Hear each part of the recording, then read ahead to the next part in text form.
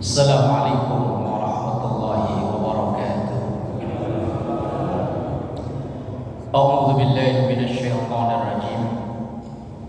Bismillahirrahmanirrahim. Alhamdulillahi rabbil alamin. Tsumma assalatu wassalamu ala sayyidina wa maulana Muhammadin wa ala alihi wa ashabihi ajma'in. Subhanaka la ilma lana illa ma 'allamtana innaka antal alimul hakim.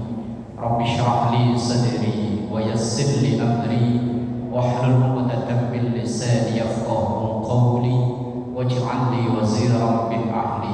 Amma ba'du. Hadratul ulama wal kurama wa hadratul jamaah Masjid Jami' Nurul Islam Koja, yang semoga kita semua selalu diberkahi, diridhoi, dikarunia sehat afiat, panjang umur dalam taat ibadah kepada Allah Subhanahu wa taala. Alhamdulillahirabbil alamin, memuji dan bersyukur kepada Allah. Dan mari kita mengawali taklim pada malam ini. Kita doakan kedua orang tua kita doakan semua guru-guru kita doakan semua orang yang berjasa berbuat baik kepada kita, terlebih yang telah mewakafkan, memperjuangkan Masjid Nurul Islam Koja ini. Kita doakan anak cucu keturunan kita, semoga semua dijadikan salih, salihah, keluarga sakinah, mawaddah, warahmah, rezeki halal dan barakah. Kita doakan yang sakit, mungkin ada keluarga kita yang sakit dimanapun berada. Kemudian ada seandainya jamaah kita atau warga yang tinggal di sekitar Masjid Nurul Islam Koja ini, kalau ada yang sakit, kita doakan semoga sakitnya diangkat oleh Allah, diganti dengan sehat afiat. Al-hadziniyah wa ila hadratin nabiyil mustafa Muhammadin sallallahu alaihi wasallam wa ala alihi wa ashabihi wa azwajihi wa dhurriyyatihi wa ali badihil karam wa jami' ummatihi minal muslimina wal muslimat wal mu'minina wal mu'minat ayyana makanu, khususan mu'allif hadzal kitab syahdillahi lahum al-Fatihah. A'udzu billahi minasyaitonir rajim. Bismillahirrahmanirrahim. Alhamdulillahi rabbil alamin arrahmanir rahim maliki yaumiddin. Iyyaka na'budu wa iyyaka nasta'in. Ihdinas siratal mustaqim. Shiratal ladzina an'amta 'alaihim ghairil maghdubi 'alaihim waladdallin. Amin. Bismillahirrahmanirrahim. Pertemuan yang lalu kita membahas tentang faslun fi kaifiyatis salatil muta'alliqati biwajibin, atau bahasa sederhananya rukun salat. Yang pertama kemarin niat. Di antara fungsi niat secara umum adalah untuk membedakan mana yang ibadah atau bukan ibadah. Pekerjaan sama, tetapi niatnya berbeda, akan punya nilai berbeda. Sama-sama duduk di masjid, kalau diniati iktikaf, yo ada pahala iktikaf. Kalau tidak, yo tidak ada pahala iktikaf. Dan sekali lagi saya ingatkan, seandainya jamaah ketika masuk ke sini belum niat iktikaf, sekarang niat iktikaf. Enggak harus pakai bahasa Arab, pakai bahasa kita. Pakai bahasa Indonesia monggo, pakai bahasa Madura boleh, bahasa Sunda silahkan, terserah. Niatkan iktikaf agar duduknya kita mulai saat kita berniat sampai nanti kita pulang meninggalkan ruangan masjid ini ada pahala tambahan lagi, yakni iktikaf. Kemudian yang kedua, fungsi niat itu membedakan tingkatan ibadah. Ibadahnya sama, gerakannya sama, bisa dinilai wajib, bisa dinilai sunnah. Yang membedakan niatnya. Subuh dan qobliyah subuh, bagi yang tidak memakai kunut nggak ada bedanya, sama-sama 2 rakaat. Tetapi yang membedakan apa di antara 2 jenis sholat itu? Ya niatnya. Yang satu qobliyah subuh maka dihukumi sunnah, yang satu subuh dihukumi wajib. Bagi yang tidak ada atau tidak membiasakan kunut, ya tidak ada bedanya. Yang membedakan Dan juga bahkan satu pekerjaan yang sama bisa bernilai wajib, bisa bernilai sunnah, bisa bahkan haram, yo gara-gara niat. Sama-sama kita memberi uang, kalau niatnya bayar utang wajib, niatnya bayar zakat wajib. Kemudian lain waktu kita memberikan uang tapi niatnya sedekah, nilainya sunnah. Niatnya infak, niatnya wakaf, yo nilainya sunnah. Tapi lain kesempatan kita memberi uang gara-gara anak kita nggak naik kelas, kemudian kita datang ke wali kelasnya, Bu, masa anak saya nggak naik, malulah. Anaknya supir saya aja naik, masa saya nggak naik. Nih ada cek, terserah ibu mau nulis berapa. Sama-sama ngasih duit. Itu niat. Dan niat secara umum adalah dilakukan ketika mengawali satu pekerjaan itu, kecuali puasa Ramadan. Kalau puasa Ramadan harus dari malam hari. Tetapi selain puasa Ramadan, ya kita berniat ketika mengawali pekerjaan tersebut. Dan berbeda lagi dengan puasa sunnah. Justru malah puasa sunnah itu boleh kita berniat saat sudah hampir pertengahan kita puasa. Misalnya besok ini Senin, kita membiasakan atau mungkin nggak terbiasa puasa Senin, tapi begitu bangun tidur pagi mau sarapan kok nggak selera, mau ngeteh ya nggak selera, sampai jam 9, jam 10, jam 11 lah udah deket dah, sekalian lah niat puasa sunnah. Boleh walaupun sudah di pertengahan. Itu kalau puasa sunnah. Lah itu umumnya niat. Lah niat itu wajibnya adalah di dalam hati, sementara melafadzkan, membaca niat, kita usolli fardhu dhuhri, kita nawaitu wudu'a, nawaitu shoma ghadin, ini kan bacaan niat. Bacaan niat tidak wajib. Kalau niat wajib. Nah, niat itu mahalluha fil qalbi wa ammat talaffudzu, adapun melafadzkannya hukumnya sunnah. Maka kemarin saya dari pertanyaan, seandainya berbeda antara mulut dan hati, hatinya tahu ini istirahat kerja, kita sholat duhur, tetapi wong dari pagi mulai masuk udah diomelin sama mandor, pusing pikiran. Begitu mau sholat duhur mulutnya usolli fardul asri arba'a raka'atim mustaqbilal kiblati, sah. Kalau itu hablum minallah, sholat kan hablum minallah. Itu seputar sedikit sekilas mengulang pelajaran yang lalu tentang wasaniuha. Sekarang yang kedua dari rukun sholat itu adalah takbiru taharrumin, takbiratul ihram. Mukor makrunan bihi an-niyat, yang kita takbiratul ihram itu disertakan atau dibarengkan dengan niat, atau bahasanya dibalik, kita niat itu bareng pas saat takbiratul ihram. Makanya kalau bareng-bareng ya nggak bisa mungkin, Pak. Makanya yang wajib itu kan niat di sini.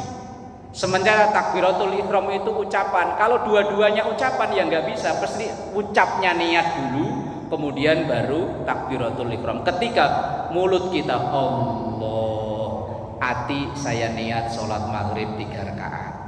Hati, mulutnya ngucap Allah, namanya makrunan, bareng. Kalau sama-sama ngucap bareng ya nggak bisa, wong mulut kita satu. Ya tentu usolli itu duluan, makanya usolli itu namanya bacaan, bukan niat. Lah sekarang ketika takbiratul ihram, nah dalam sholat itu sendiri takbir dibagi menjadi 2. Ada namanya takbiratul ihram, ada namanya takbir intikal. Takbir intikal itu takbir perpindahan gerakan. Dari kita berdiri mau ruku Allahu Akbar, itu namanya takbir intikal. Bangun dari ruku, bukan takbir ya, satu ini doang beda. Sami Allahu liman hamidah. Suatu saat nanti kalau kita sampai situ kita bahas kenapa itu satu kok beda, yang lain Allahu Akbar kok satu itu Sami Allahu liman hamidah. Kita mau sujud, bangun dari sujud, sujud kembali, pergerakan itu ditandai dengan takbir. Lah takbir itu namanya takbir intikal. Lah takbir untuk mengawali sholat namanya takbir ihram, takbiratul ihram, takbir yang mengharamkan. Kalau keterangan dalam kitab Fathul Mu'in, kenapa takbir itu dinamakan takbiratul ihram? Karena sesuatu yang halal boleh dilakukan sebelum takbir tersebut, tetapi setelah kita takbir itu sesuatu yang halal tadi berubah menjadi haram setelah kita takbiratul ihram. Minum halal Pak ya? Halal ini minum Pak. Halal nih Pak. Halal Pak ya? Halal. Nah, diminum dulu. Ini akal-akalannya orang mau minum ya begini Pak. Akal-akalan nih aslinya. Minum ini halal Pak sebelum takbiratul ihram. Tapi kalau setelah takbiratul ihram apakah masih boleh minum? Misalnya Allahu Akbar seret nyari minum nggak boleh. Ini aslinya halal tapi setelah takbir berubah menjadi haram, makanya itu takbir ihram, akhirnya takbir yang mengharamkan. Ngomong, kita ngobrol, halal kan ya? Halal, mubah hukumnya, boleh. Tapi setelah takbiratul ihram, begitu ada yang datang kebetulan teman akrab, gimana tadi kerjaan sukses? Ya nggak boleh. Itu namanya takbiratul ihram. Kita melakukan gerakan-gerakan yang tidak termasuk dalam gerakan sholat, haram hukumnya, walaupun tadi sebelumnya dihukumi mubah, boleh, halal, tetapi setelah takbir tidak boleh lagi. Makanya itu takbir yang mengharamkan.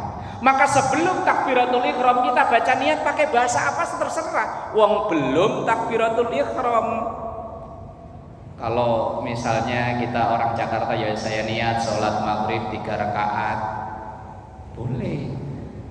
Kalau orang Jawa ya niat ingsun sholat maghrib 3 rakaat. Kalau orang Madura gimana? Sampai bukan Madura, nggak ngerti. Asal sebelum takbiratul ihram boleh Pak. Lah ini sekarang banyak orang yang tidak boleh. Orang mau sholat baca surah An-Nas nggak boleh, katanya nggak ada dalilnya. Orang mau sholat baca bacaan ilahi anta maksudi waridho wa matlubi nggak boleh. Loh, kalau sebelum takbiratul ihram jangankan baca An-Nas, jangankan baca doa, kita ngobrol aja masih boleh.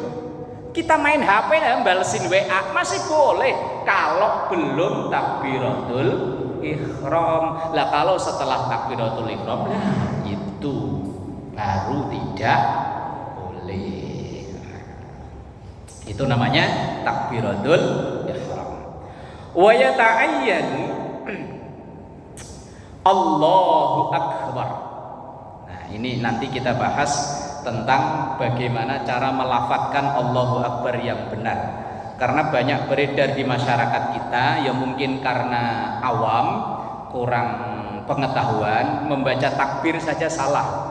Karena kalau membaca takbir salah, kalau memang dia tidak tahu, no problem, nggak ada masalah. Tapi kalau dia tahu dan sengaja, ini yang baru bermasalah. Dalam kitab Nihayatul Zain yang ditulis oleh Imam Nawawi Banten, dalam kita membaca takbiratul takbir Allahu Akbar, yang khususnya kalau kita yang bahas ini takbiratul ihram, itu harus memenuhi beberapa kriteria atau beberapa syarat. Di antaranya wa yata'ayyanu fil lafzi takbir 'alal qadiri bin nutqi bihi Allahu Akbar. Yang pertama, wa yajibu isma'uhu nafsahu kasairuknin fi'liyin. Ketika kita membaca takbir itu wajib minimal kita dengar sendiri. Bagi kita yang mohon maaf pendengarannya masih normal. Nah, kalau kayak Haji Bolot dengar omongan kalau bahasan duit sama perempuan, ya bohong-bohongan aja. Bagi kita yang masih normal, minimal ketika kita membaca Allahu Akbar itu terdengar oleh diri kita sendiri. Ya, kecuali imam. Kalau imam takbirnya didengar oleh makmum. Kita yang jadi makmum, takbirnya cukup didengar oleh kita sendiri. Ya jangan terlalu kenceng nyaingi imam. Nanti imamnya malah bisa-bisa grogi. Lah kalau yang namanya bocah malah ya biarin. Kadang bocah itu kita mau baca apa aja dia udah bisa nebak, Pak. Saya kalau ngimami maghrib, Pak, yang rakaat pertama mah gonta-ganti. Kalau rakaat kedua selalu kulhu, Pak. Udah berjalan tak beberapa puluh tahun nih. Anak-anak di musola saya itu udah nyiriin, Pak. Kalau saya ngimami maghrib baru waladhdallin. Anak-anak di belakang langsung kulhu wallahu ahad. Awalnya saya pengen ketawa, masih lagi ngimami masa ketawa lah. Cerdasan dia kadang. Syarat yang pertama ketika kita membaca takbiratul ihram, karena ini termasuk rukun qauli, rukun bacaan. Rukun bacaan dalam sholat itu cuma 5. Takbiratul ihram, baca Fatihah, baca tahiyat, kemudian baca sholawat, salam pertama. Itu yang rukun bacaan cuman itu. Yang selain itu sunnah. Kita baca surat sunnah, baca Rabbana walakal hamdu sunnah, baca Rabbighfirli warhamni sunnah. Tapi yo jangan ditinggal utama-utama sunnah. Tapi kalau seandainya kita traweh kok ngebut ngikutin imam, ya wis kekurangan ditanggung imam. Enaknya orang makmuman kan begitu, Pak. Sama kayak logikanya kalau kita mau jalan ke Surabaya. Kita nggak tahu itu arah jalan Surabaya lewatnya mana. Asal kita datang ke Terminal Priuk, naik bis Lorena, Bapak walaupun merem tidur, insya Allah sudah sampai Surabaya dibangunin. Sama kalau kita sholat jamaah, Pak. Entah sholatnya ini kayak apa modelnya, asal ikutin aja gaya imam dah. Walaupun kita baca Fatihah belum kelar, imam rukuk. Kita baru subhana rabbiyal azimi, belum sampai wa bihamdi kok imamnya i'tidal dah. Resiko ditanggung imam. Enak jadi makmum. Makanya saya kalau boleh milih jadi makmum. Enakan jadi makmum. Ibarat tadi rombongan itu enakan jadi penumpang daripada jadi supir. Berat jadi supir. Jadi penumpang mah tinggal merem, nggak tahu jalan yo nyampe, tahu jalannya nyampe, bisa nyetir nggak bisa nyetir yo nyampe. Enaknya jadi makmum. Tapi kalau semuanya jadi makmum, yang imam siapa? Ya harus ngalah, memang ada yang jadi imam. Dan bacaan tadi takbiratul ihram itu wajib didengar oleh diri sendiri, juga berlaku untuk rukun qauli yang lain seperti Fatihah, seperti tahiyat, seperti sholawat dan salam. Tapi jangan kenceng-kenceng, Pak. Kalau kita jamaah begini ganggu yang lain. Cukup yang penting ada gerak bibir, dan seandainya itu terdengar suara, terdengar oleh diri sendiri. Kemudian selanjutnya untuk takbiratul ihram, iqa'uhu fi halil qiyami fil fardhi. Kita membaca takbiratul ihram itu sudah dalam posisi berdiri ketika sholat fardu. Bagi kita yang masih mampu berdiri, maka berdiri itu termasuk rukun. Dan membaca takbiratul ihram itu ketika kita sudah tegak berdiri, sudah posisi berdiri sempurna bagi sholat fardu. Kalau sholat sunnah boleh, Pak. Walaupun kita masih seger buger kayak Pak Ketua gini, masih seger buger kayak zaman-zaman ini kan pada seger buger. Sholat ba'diyah nyoba-nyoba lah pakai duduk boleh. Traweh seandainya, Pak, mulai dari takbir pertama sampai witir terakhir kok duduk semua imam sama makmum, boleh, cuman nggak umum. Seandainya ada orang baru mampir sholat sini, Sholat isyanya sih berdiri, begitu mulai ba'diyah, terus mulai terawih, solu sunat tarawih, kok nggak berdiri? Allahu Akbar, duduk, makmumnya duduk. Orang yang nggak ngerti, Pak, ini ajaran baru lagi dari mana? Ini jangan-jangan Panji Gumilang. Begini, Pak, kadang masyarakat kita itu karena keterbatasan ilmu pengetahuan, sesuatu yang berbeda dianggapnya salah, padahal belum tentu. Kita yang terbatas ilmu kita terkadang mudah menyalahkan orang lain, padahal begini bener, begitu ya bener. Dulu, Pak, zaman-zaman saya masih kecil itu di masjid kampung-kampung saya itu, asal menjelang maghrib, menjelang subuh, menjelang jumatan, yang disetelkan mu'ammar kan ya. Lah mu'ammar dulu itu kalau membaca wadduha kan kadang membacanya wadduhe, walaili idza saji. Itu dulu, Pak, itu saya sampai datang ke masjid, apa kuping saya salah denger apa ya? Mosok wadduha dibaca wadduhe. Wah, mu'ammar salah. Kata saya dulu, Pak, mu'ammar salah. Terus lagi di salah satu qori itu membaca surah Al-Ahzab, laqad kana lakum fi rasulillahi uswatun. Mu'ammar membacanya iswatun. Wah, mu'ammar salah, kata saya, Pak.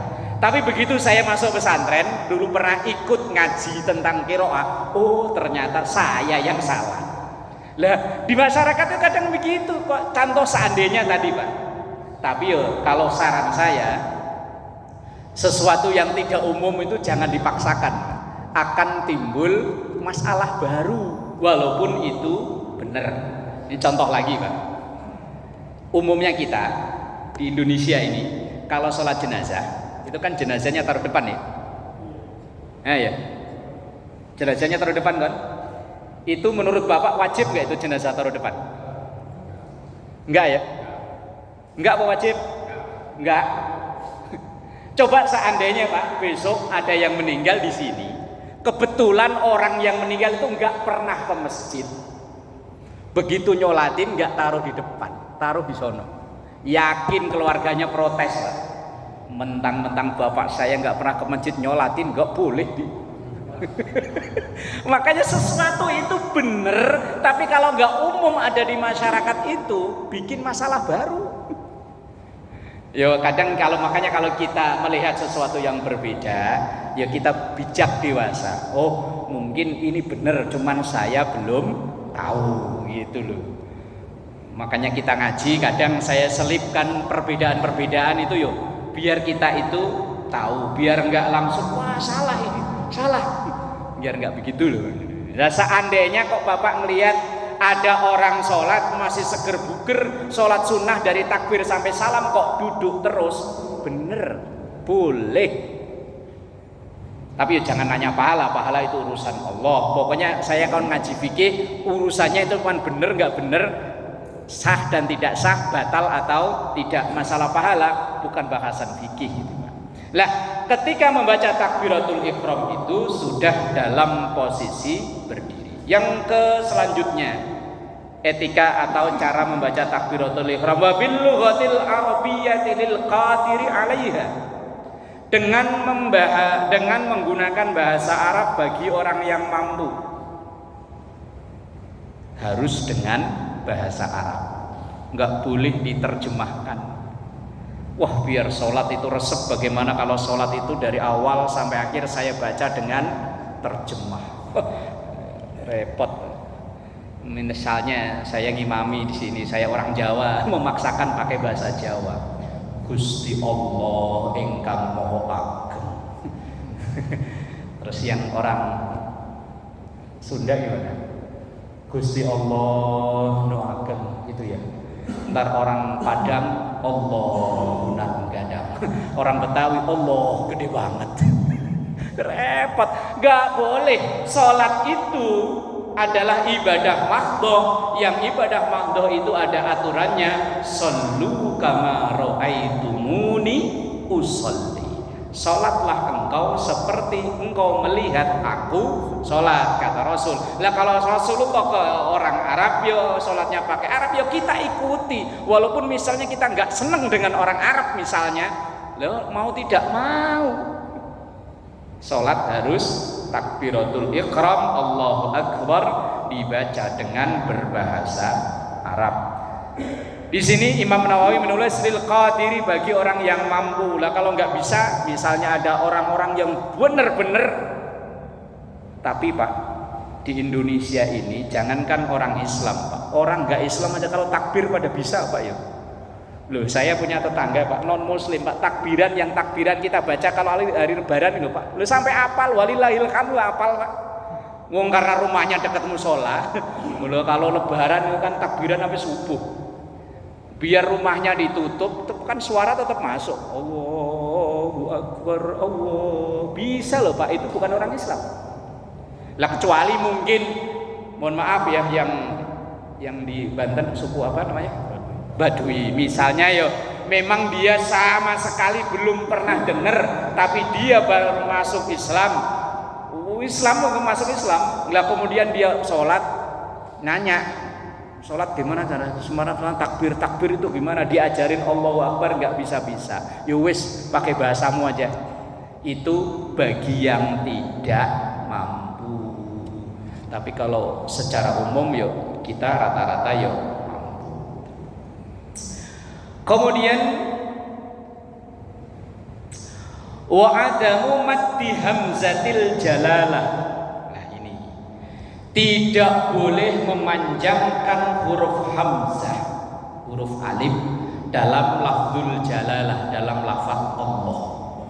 Jadi tidak boleh membacanya itu dipanjangin huruf A-nya Pak. Allahu Akbar, salah besar.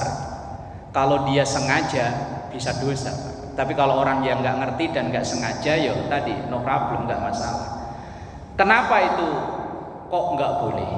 Karena kalau huruf hamzah itu atau alif itu dipanjangkan, dalam alasan penulis kitab ini, itu mengandung huruf istifham. Huruf istifham itu huruf alif yang fungsinya untuk bertanya.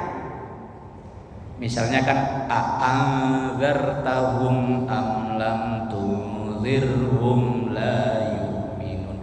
A'adzartahum itu bisa dibaca bukan a'ang tapi boleh a'adzartahum.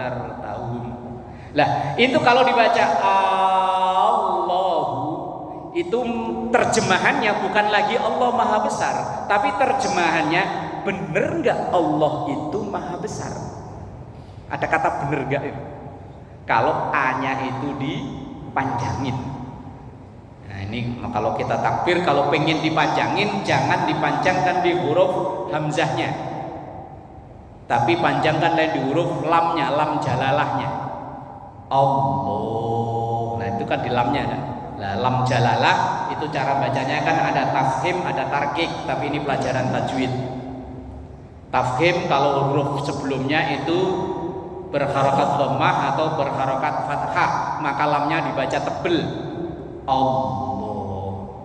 Tapi kalau orang India ya Allah, asyhadu an la ilaha illallah gitu kan. India, Pakistan kan logatnya memang begitu. Apakah dia salah? Ya enggak, logatnya begitu. Saya dulu waktu pertama kali nikah Pak, istri saya orang Semarang, perbatasan Boyolali. Itu kalau mengucap A, ya nga. Pertama ya saya gimana ya, tapi kalau udah lama ya. Ketika habis akan nikah kan didoain itu sama kiainya sono. Subhana rabbika rabbil izzati ngamma yasifun wa salamun ngalal mursalin. Awalnya ya janggal, tapi lama ya biasa, memang lisannya begitu. Lah lafzul jalalah itu tadi jangan dipanjangkan huruf A-nya. Jangan. Ini salah besar. Yang kedua, ini malah dulu pernah sempat viral karena dinyanyikan grup band terkenal. Jangan memanjangkan huruf ba dalam lafaz akbar.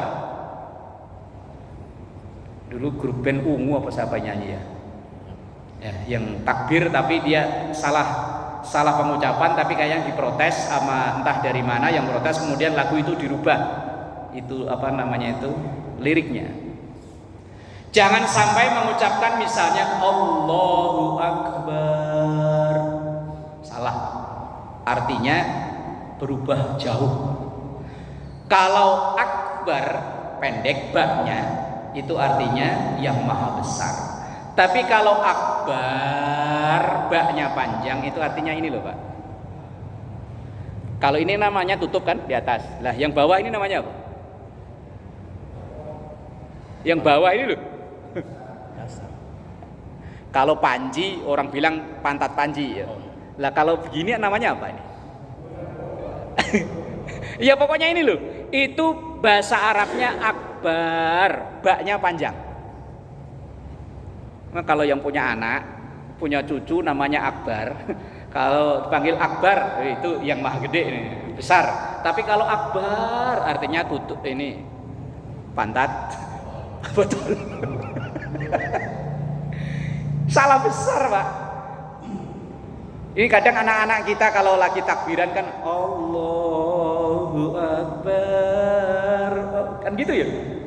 Kalau kita memang bisa mampu diingetin, walaupun itu anak-anak, takutnya kebawa sampai tua. Fatal masalahnya kali itu Pak. Memanjangkan huruf ba ketika lafaz akbar itu bukan lagi Allah yang maha besar, tapi kalau diterjemahkan wah kan ya bahaya tuh Pak. Masya Allah. Nah, itu loh bahayanya kalau kita kalau nggak ngerti mah nggak masalah Pak, tapi orang nggak ngerti wajibannya nyari ngerti, orang nggak tahu wajibnya nyari tahu. Nah, kalau sudah tahu misalnya ntar Idul Fitri atau Idul Adha kalau ada yang takbir begitu anak-anak kita atau apa kalau memang kita mampu diingatkan. Takutnya kadang kita ini kebiasaan yang dari kecil itu akan kebawa sampai sekarang. Bahkan saya berkali-kali bertanya ke seseorang, bacaan sholat yang kita baca itu apalan di usia anak-anak dulu. Mulai dari takbiratul ihram sampai tahiyat Pak. Itu kan yang kita baca sampai sekarang loh di usia segini ini adalah apalan dulu waktu masih mungkin usia SD, usia ibtidaiyah, usia 10-an tahun. Lah makanya khawatirnya kalau itu dibiarkan nanti akan kebawa sampai dewasanya nanti. Maka kalau mampu diingatkan.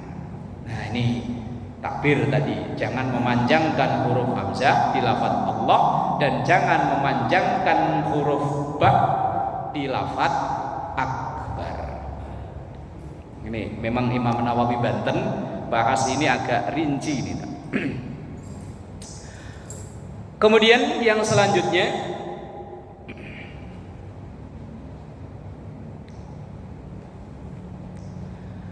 wa yajuzu isqatuha idza wasalaha bima qablaha. Boleh menggugurkan hamzahnya, alifnya kalau disambung dengan kalimat sebelumnya. Misalnya ka'ayyaqula imaman wa mahmuman Allahu Akbar. Misalnya begini Pak. Niatnya tadi kita baca dengan suara kencang. Sholli fardhal maghribi salasa raka'atin mustaqbilal qiblati adaan ma'mumah. Kan huruf alifnya hilang kan ya? Adaan ma'mumah menggugurkan huruf alifnya. Tapi bacaan seperti ini kata Imam Nawawi Banten khilaful aula, tidak bagus. Karena yang niat tadi bukan wajib, yang Allahu Akbar wajib, yang terbaik diputus. Sholli fardhul maghribi salasa raka'atin mustaqbilal qiblati adaan ma'muman, diputus baru Allah. Tapi seandainya kita punya napas panjang, ya boleh. Tetapi kata beliau justru ini tidak baik. Kata penulis kitab ini yaitu Imam Nawawi Banten. Kemudian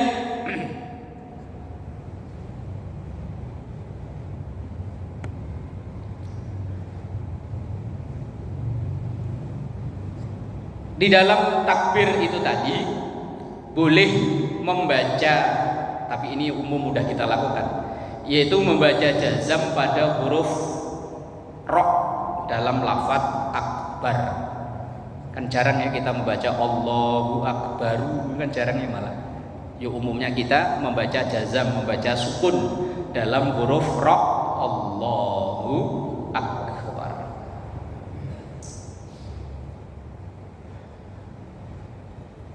Kemudian ketika kadang penyakitnya kita, ketika takbiratul ihram itu kadang timbul was-was. Maka banyak orang sholat kadang takbirnya itu berulang-ulang, Pak. Pernah lihat nggak? Allah, nggak jadi. Sholli fardhu, Allah, nggak jadi. Pernah lihat? Saya dulu punya teman modelnya begitu, Pak. Teman akrab saya, Pak, teman sekolah sampai lulus sekolah, lulus pesantren, datang ke Jakarta masih begitu. Saya tanya, Kang, sholatnya begitu amat, masih was-was terus. Sholli fardhu, Allah, nggak jadi. Kadang sampai imamnya udah walau bolin masih usolli aja. Orang wudu kadang juga begitu. Ada yang nawaitu wudu, nggak jadi lagi, nggak jadi lagi. Loh, ini penyakit, penyakit ini. Ini namanya penyakit was-was. Nah, Imam Nawawi Banten dalam tulisannya yang lain, dalam kitab namanya Maraqiyul Ubudiyah, syarah dari kitab Bidayatul Hidayah tulisan Imam Ghazali. Beliau mengatakan, ketika kita mau mengawali ibadah timbul kayak begitu tadi, selalu ragu ini bener enggak terus saja was-was. Wudu ya begitu. Kadang udah sampai ke tempat sini masih ragu-ragu, ini tadi balik lagi, ngerepoti, Pak. Ya kalau di sini air banyak wudu bolak-balik nggak masalah. Kalau yang di daerah yang barusan tadi siang saya nonton TV, ya Allah daerah mana itu sampai udah 3 bulan nggak ada air. Lah kalau sholat wudunya begitu kan diomelin temennya. Lah kalau tayamum mah terserah, debu banyak. Lah ini namanya was-was.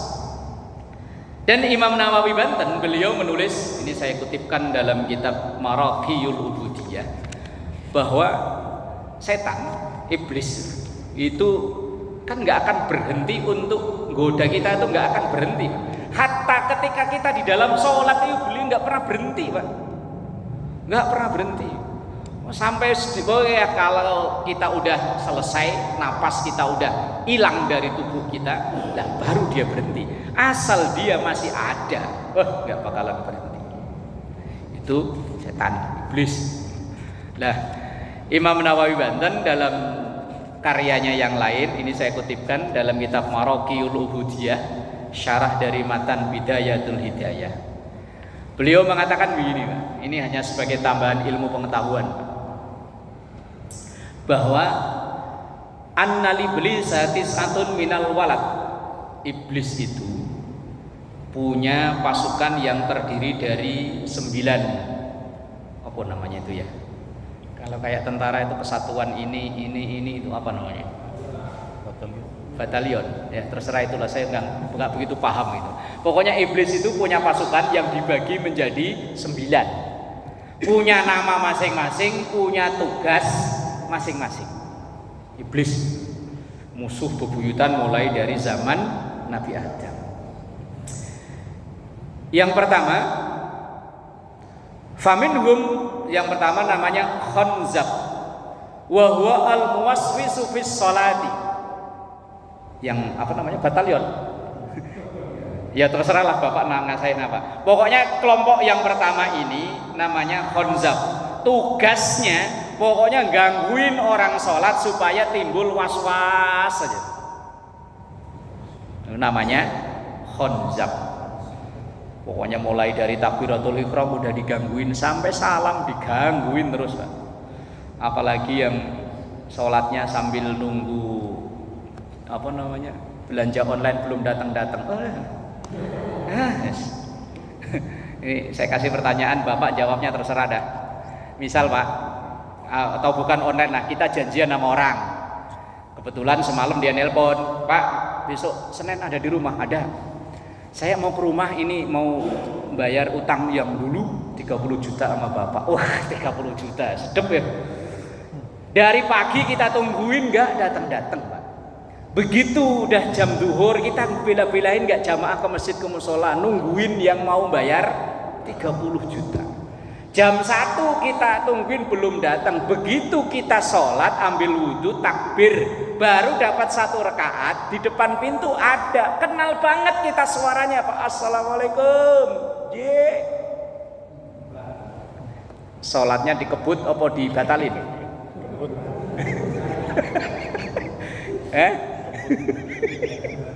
Lu terserah Bapak. Terserah, itu kan pilihan Bapak. Sholatnya dikebut apa dibatalin? Kalau udah tahiyat terakhir sih enak, tinggal mau kelar. Ini baru dapat 1 rakaat. Kalau subuh cuma 2 rakaat. Ini duhur 4. Batalin mau lanjut? Terserah Bapak. Pilihan Bapak itu. Nah, iya. Ini pernah kasus masalahnya, Pak. Yuk, tahu. Dia bilang pagi-pagi sama saya, Mas, saya kemarin belanja online, katanya janji katanya hari ini datang. Beli gamis saat itu, Pak.